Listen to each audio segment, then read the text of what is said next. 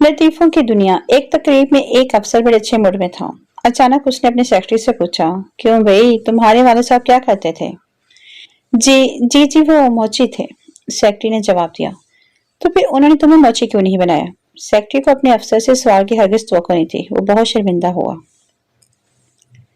तकरीब में शरीक सब लोगों ने कहके लगाए। सेक्रेटरी ने हाथ के इशारे से सबको खामोश करवाया और अफसर से मुखातिब होकर कहा, जनाब, आपके वालिद क्या काम करते थे?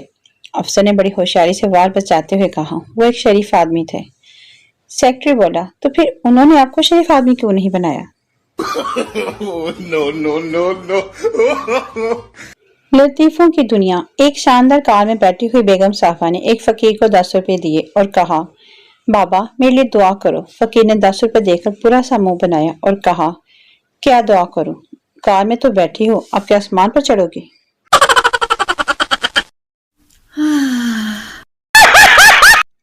लतीफों की दुनिया। जंगे अजीम में एक जासूस पकड़ा गया।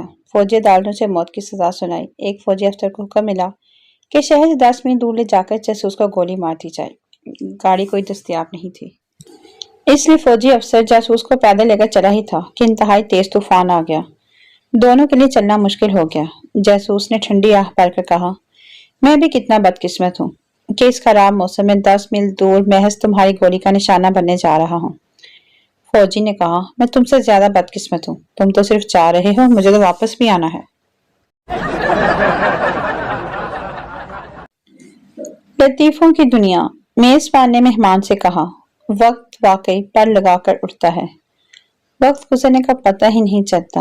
अब यही देख लीजिए कि आप लोगों को यहाँ बैठे पूरे 2 घंटे 35 मिनट हो चुके हैं और मुझे पता ही नहीं चला।